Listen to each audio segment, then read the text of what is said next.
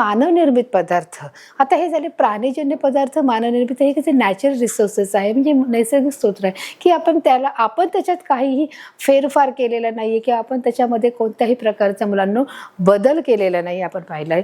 म्हणून आता आपण बघणार की ते पाहिलं आपण की जे नैसर्गिकरित्या मिळण्याचे आपले पदार्थ आहे, म्हणजे त्याच्यामध्ये देखील ते दोन गट पडतात मुलांना, की एक प्राणीजन्य आहे आणि एक वनस्पतीजन्य आहे, त्याचे 2 गट झाले. पण आता आपण पाहणार आहोत मानवनिर्मित काय आहे पदार्थ आहे. मानवनिर्मित म्हणजे मॅन मेड, जे मानवाने निर्माण केलेले. मग मानव कोणता पदार्थ निर्माण करू शकतो का?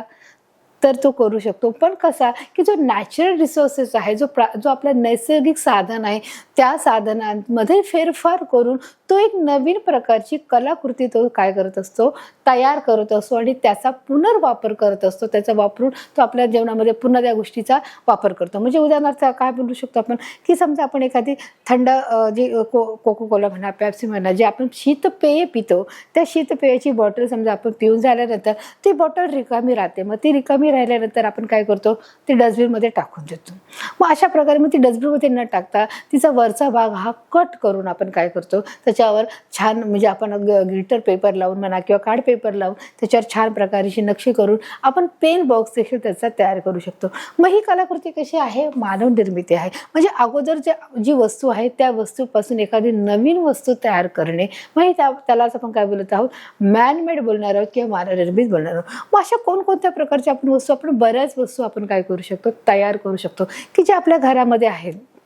त्याच्यापासून आपण नवीन गोष्ट, म्हणजे आपण म्हणतो ना की वेस्टेज ऑफ म्हणजे पण नवीन गोष्टीचं किंवा नवीन गोष्टीची निर्माण करणं ते आपण काय करतो, बनवत असतो. मग आपण आपल्या घरामध्ये ऑब्झर्व करतो की कोणत्या गोष्टीपासून मी काय बनवू शकते, की माझ्याकडे खूप साऱ्या समजा आगपेटी आहे किंवा माझ्याकडे खूप सारे टिकले आहेत, छोटे छोटे काचेचे तुकडे आहेत, मग त्याच्यापासून मी वॉलपेपर बनवू शकतो किंवा एक वॉल पीस बनवू शकतो की जे घरामध्ये भिंतीला लावल्यावर ते छान दिसेल. तर अशा प्रकारची कलाकृती निर्माण करायचं काम हे मॅनमेडमध्ये म्हणजे मानवनिर्मित पदार्थामध्ये करत असतं. आपण ते पुन्हा चित्राच्या आणि स्पष्टीकरणाच्या माध्यमातून पाहणार आहोत. बघा इथे तुम्हाला काय दिसत आहे, खूप वेस्टेज ऑफ काय आहेत, ह्या प्लॅस्टिकच्या बॉटल आहे, जे शीतपेय आहे. या शीतपेयामध्ये तुम्हाला हर एक प्रकारचं जे शीतपेय आहे त्याचं काय आहे, ब्रँड नेमिंग आहे. कोको कोला आहे, पेप्सी आहे, थंड आहे, हर एक प्रकारचं जे कोल्ड्रिंक आपण म्हणू शकतो ते काय आहे, इथे तुम्हाला काय केलेलं आहे, प्लास्टिकचा पूर्णपणे आपण असं म्हणूया की कचरा हा इथे आहे प्लास्टिकचा, की तिथे हर एक प्रकारचं पेय पिऊन ते टाकलेले आहे. मानवाने काही नैसर्गिक पदार्थाचा वापर करण्याबरोबर त्यावर प्रक्रिया करून नवीन पदार्थ तयार केला आहे. बघा मी तुम्हाला मगाशीच सांगितलं की मानवाने काय केले की जो मूळ स्रोत आहे की किंवा नैसर्गिक पदार्थाचा वापर करून की निसर्गात ज्या काही गोष्टी उपलब्ध आहे त्याचा वापर करून त्याच्यावर प्रक्रिया करून एक नवीन वस्तू किंवा एक नवीन प्रोडक्शन त्यांनी काय केलं आहे, प्रोडक्ट तयार केलेलं आहे. मग अशा प्लास्टिकच्या बॉटलपासून आपण काय निर्माण करू शकतो की पुन्हा ही जी बॉटल आहे रिसायकलिंगमध्ये मुलांना ही जात असते आणि त्याच्यापासून पुन्हा एक नवीन वस्तू देखील तयार करण्यात होते. ही खूप मोठी काय असते, एक मशीन असते. या मशीनमध्ये हर एक जो प्लास्टिकचे जे कागद आहे, जे प्लास्टिकचे जे बॉटल्स आहे, प्लास्टिकचे जे समजा आपण बोलू शकतो बालडी आहे, बकेट आहे, ते सगळ्यांचा काय केला जातो, भुगा तयार केला जातो आणि पुन्हा त्याच्यापासून एक नवीन प्लास्टिक तयार केलं जातं. म्हणून इथे त्यांनी सांगितलं की काही नैसर्गिक पदार्थाचा वापर करून त्यावर पुन्हा प्रक्रिया करणे. इथे काय सांगितले, प्रक्रिया म्हणजे काय की एक वेगळ्या प्रकारची प्रोसिजर आहे. ती प्रोसिजर किंवा ती प्रक्रिया करून त्यावर नवीन पदार्थ हा काय केला जातो, तयार केला जातो आणि पुन्हा त्याचा वापर करण्यात येतो. अशा प्रकारचे बघा असे काही पदार्थ वापरायला अधिक सोयीचे, कमी खर्चात आणि मुबलक प्रमाणात असतात. इथे त्यांनी काय सांगितले आहे बघा, असे काही पदार्थ वापरण्यात काय आहे, अधिक सोयीचे. इथे अधिक सोयीचे म्हणजे आपल्याला इझी आहे, सोपं आहे आणि कमी खर्चात, आपल्याला त्याच्यासाठी जास्त पैसे जास्त शुल्क देण्याची गरज वाटत नाही आणि म्हणून ते मुबलक प्रमाणात मिळतात. मुबलक म्हणजे आपल्याला ज्या भावामध्ये परवडेल त्या भावामध्ये आपल्याला ते घेण्यासाठी आपल्याला सोयीचं पडत असते, म्हणून आपण ते काय करू शकतो, घेऊ शकतो. आणि म्हणून त्यांनी सांगितले की असे पदार्थ आहेत किंवा असे पदार्थ वापरायला आपल्याला अधिक काय आहे, सोयीचे आहेत, कमी खर्चात आहेत आणि मुबलक प्रमाणात ते आपल्याला काय करतात, वापरायला मिळत असतात. बघा, अशा पदार्थांचा वापर मोठ्या प्रमाणात केला जातो, की असे जे पदार्थ आहेत त्याचा वापर मोठ्या प्रमाणात केला जातो. मग ते जे सर्व प्लास्टिकचे बॉटल आहे, जे प्लास्टिकचे जे केर कचरा आहे किंवा प्लास्टिकपासून निघालेले जे बकेट आहे, तो जे प्लास्टिकच्या चेअर्स आहेत जे तुटलेले आहेत, मग त्या सर्वांचं पुन्हा रिसायकलिंग करून पुन्हा एक नवीन प्रोडक्ट तयार केलं जातं आणि ते अशा प्रकारचं प्रोडक्ट तयार केलं जातं त्याच्यामध्ये आपापल्या जे ब्रँडिंग नेम आहे त्या नेमचे तिथे काय केलं जातं, त्या ब्रँडचं पुन्हा एकदा समजा सर्फ म्हणा किंवा अजून कोणत्याही प्रकारचा डिटर्जंट म्हणा त्याच्यामध्ये ओतला जातो आणि पुन्हा त्याचं नेबेनिंग करून ते पुन्हा मार्केटमध्ये वापरलं जातं. अशा पदार्थाचा वापर मोठ्या प्रमाणात केला. मग अशा प्रकारे अशा जे पदार्थ आहेत त्यांचा सर्वांचा वापर हा काय केला जातो, मोठ्या प्रमाणामध्ये आपण करताना पाहत असतो की आपण ते विकत घेत असतो. आता बघा इथे काय दिलेलं आहे, तुम्हाला इथे एक चित्र दिसत आहे. काय चित्र आहे इथे, काय चित्र आहे बघा, पाहू शकता. हे काय आहे, झाड आहे. या झाडापासून झाड हे कट केलं आहे, म्हणजे या झाडाचा जो बुंदा आहे हे पूर्णपणे कट केलं, म्हणजे आपल्याला काय मिळालं आहे, लाकूड मिळालं आहे. पण लाकूड काय केलं जात आहे बघा, त्याची साल काढली जाते. प्रथमतः त्या लाकडाची साल काढली जाते, ते सालून ते सफेद रंगाचं दिसतं. पुन्हा ते वेगवेगळ्या मशीनमध्ये टाकलं जातं, वेगवेगळे तिथे रसायने टाकली जातात, वेगवेगळे केमिकल्स टाकले जातात आणि अशा प्रकारचे पुन्हा ते प्रोडक्ट काय करतं बघा, ते बाहेर पडून त्याचा काय दिसत आहे, इथे कागदाचा हा अशा प्रकारे लगदा दिसत आहे, तो रोल होत आहे आणि मग पुन्हा तो प्रोडक्ट हे काय झालं आहे, हे तयार झालेलं आहे. तर अशा प्रकारची त्याची काय आहे, ही पद्धत आहे. आणि म्हणून त्यांनी सांगितलं की उपलब्ध पदार्थावर विविध प्रक्रिया, की उपलब्ध पदार्थ हा उपलब्ध म्हणजे अवेलेबल आहे, की आपल्याला काय आहे, हे मिळालेलं आहे. हे झाडाचा बुंदा हा काय आहे, तो मिळालेला आहे. मग त्याचे साल काढण्यापासून ती प्रोसिजर सुरुवात होऊन ती डायरेक्ट कुठपर्यंत येते, की कागदाचा लगदा तयार होण्यापर्यंत. मग आपण त्याचे काय करतो, कटिंग करतो आणि आपल्याला आवडीनुसार किंवा आपल्याला पाहिजे तशा आकारामध्ये, आपल्याला पाहिजे त्या कामासाठी आपण त्याचा वापर करतो. आपल्याला पाहिजे तर आपण त्याचा पेपर बनवू शकतो, आपल्याला पाहिजे त्याचे विविध प्रकारचं आपण फर्निचर बनवू शकतो. त्या फर्निचरमध्ये सर्व काही आलं, आपलं शोकेश आलं, टीव्ही युनिट आलं, त्याचप्रमाणे आपला सोफा सेट आला, बेड आला, वॉर्डरोब आला, कपाट आलं.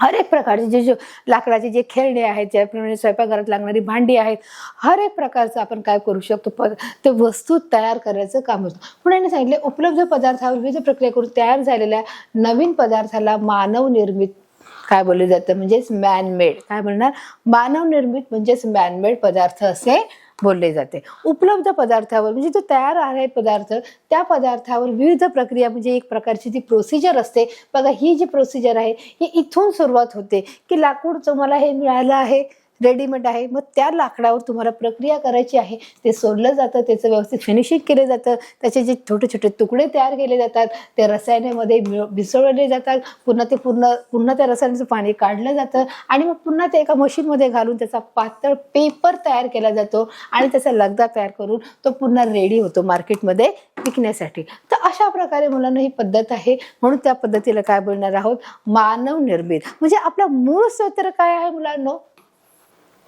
झाड आहे, वृक्ष आहे, झाडाचा बुंदा आहे. मग हे आपण निर्माण केलंय का, ते हे ऑलरेडी, म्हणजे म्हणून त्यांनी काय सांगितले की निसर्गात उपलब्ध असणाऱ्या पदार्थांचा वापर करून मानव त्याच्यावर प्रक्रिया करून काय करत असतो, एक नवीन वस्तू तयार करणे, म्हणजे त्याला काय आहे, मानव निर्मित आहे, म्हणजेच ते कसं आहे, मॅन मेड आहे. हे आपण पाहू शकतो की या चित्राच्या माध्यमातून आपण अधिक समजून घेणार आहोत मुलांना, की ते कशा प्रकारे ती पद्धत मानव निर्मित प्रक्रिया ही काय आहे हे अधिक समजून घेण्याचा आपण काय करणार आहोत, प्रयत्न करणार आहोत. बघा, म्हणजे आपण मानव निर्मित कशा प्रकारे अजून कोणत्या बऱ्याच प्रमाणामध्ये आपण काय करू शकतो, त्या वस्तू बनवू शकतो. बघा, उदाहरणार्थ पावसापासून संरक्षणासाठी पूर्वी गवत किंवा गोनपाटापासून बनवलेली इरली वापरत होते. म्हणजे पूर्वीच्या काळी की कशा प्रकारे संरक्षण करायचं असेल आपल्या घराचं, छताचं, छपराचं, तर त्यासाठी काय करायचं, की हे जी प्रकारची जी हिरवळ दिसत आहे, की जेव्हा पाऊस पडला असतो किंवा ऊन पडलं असतं, त्याचे पूर्ण काय होतं, पावसाच्या पाण्यामुळे घरामध्ये पाणी येत होतं. मग हे लोक पूर्वीच्या काळात काय करायचे,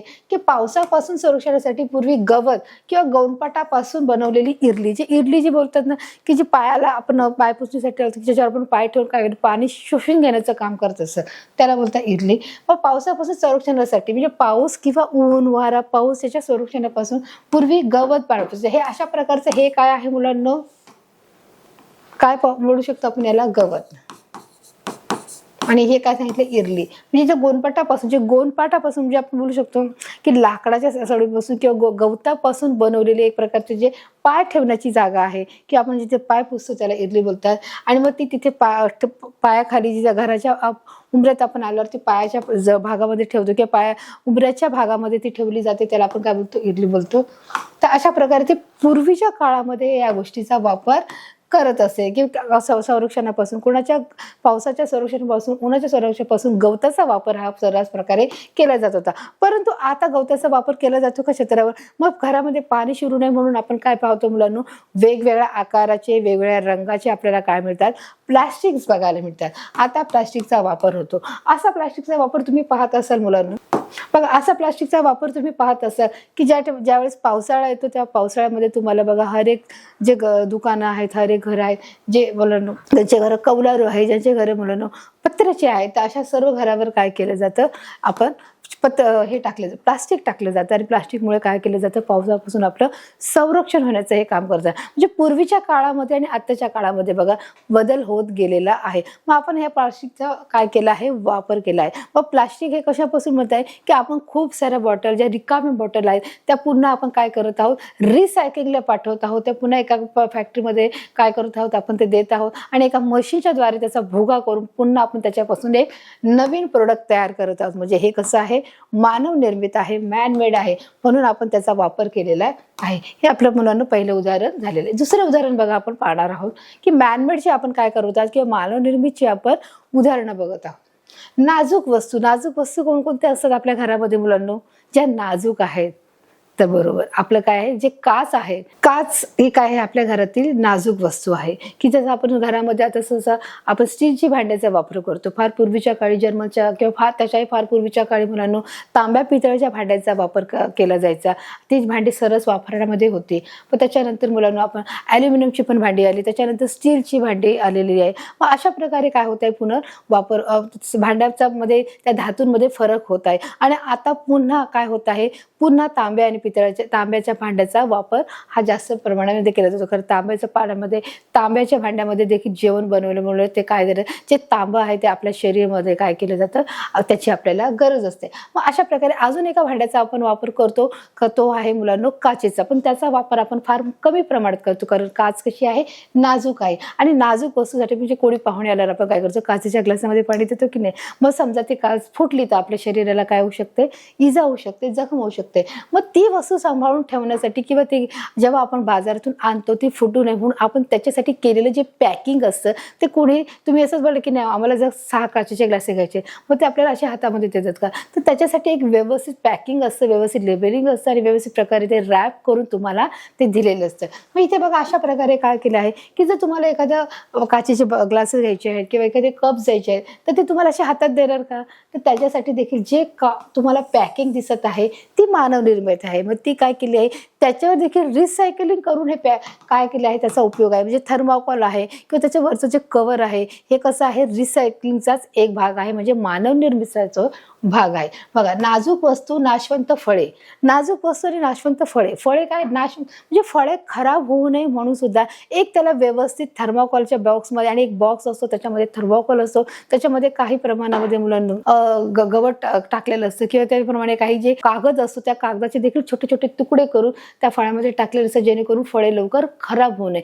किंवा एका देशातून माल दुसऱ्या देशात देखील इम्पोर्ट एक्सपोर्ट करायचं असेल तरी देखील मुलांना अशा प्रकारचा काय करावा लागतो, उपयोग करायला लागतो की एक व्यवस्थित पॅकिंग करायला लागते. थर्माकोलचे जे काही भाग असतात ते छोट्या छोट्या भागामध्ये त्याचे कटिंग करून ज्याप्रमाणे वनस्पती, ज्याप्रमाणे भाजी असेल, ज्याप्रमाणे सर्व व्हेजिटेबल असतील ते व्यवस्थित बसतील आणि ते खराब होऊ नये याप्रमाणे त्याची काय केली जाते, अशा प्रकारे ही पॅकिंग केली जाते. मग काचेच्या वस्तू असू दे की ज्या फळेभाज्या असू दे, पालेभाज्या असू दे, त्यांची एक व्यवस्थित लेबलिंग असते त्यांना जाण्यासाठी किंवा ते त्याच्यात हवा जाण्यासाठी, ते खराब होऊ नये, कुजू नये, त्याच्यात हवा जाण्यासाठी देखील त्याला काय केले जातात, छोटे छोटे होल पाडले जातात आणि त्याच्यामुळे त्याच्यामध्ये हवा जाते आणि फळे किंवा त्या भाज्या खराब होत नाही. बघा आपण बघा नाजूक वस्तू मग कोणत्या जे नाजूक वस्तू आहे ते म्हणजे काच आहे, नाशवंत फळे यांच्या पॅकिंगसाठी, टीव्ही फ्रीजच्या पॅकिंगसाठी खोकी व थर्माकोल देखील वापरतात. आपण जेव्हा घरामध्ये टीव्ही आणि फ्रीज देखील मुलांना घेऊन येत असतो मग तो आपल्याला असं हातामध्ये देतात की ते डायरेक्ट असे फक्त टीव्ही आपण जसं दुकानात बघतो, जसं फ्रीज दुकानात बघतो, वॉशिंग मशीन म्हणा, AC म्हणा, मग ते आपल्याला डायरेक्ट तुम्हाला त्या दुकानातून याच्यामध्ये डायरेक्ट आपल्याला घरातून आणतात दिसतात का, डायरेक्ट तो आपल्याला AC दिसतो का, नाही तर तो व्यवस्थित रॅप केलेला असतो, पॅकिंग त्याची असते जेणेकरून कोणत्याही त्या इन्स्ट्रुमेंटला त्या सामानाची खराबी होऊ नये, नुकसान होऊ नये, त्याप्रमाणे तो बिघाड होऊ नये या दृष्टिकोनातून घेतलेली ती काय आहे काळजी आहे हे देखील आपण पाहू शकतो. मग ते कोणत्या म्हणजे नाजूक वस्तूसाठी काय केलं गेलेलं आहे मुलांना, पॅकिंगसाठी खोकी व थर्माकोल याचा वापर केला आहे. म्हणजे आपण हे कसं आहे हे मानवनिर्मित आहे. मग आपण कोणत्या 2 गोष्टीचा वापर केला आहे पॅकिंगसाठी, कशासाठी पॅकिंगसाठी खोकी आणि थर्माकोलचा काय केलं गेलेलं आहे ते सर्रास आपण वापर करत आहोत. म्हणजे आपण त्या गोष्टी खराब होऊ नये, फुटू नये,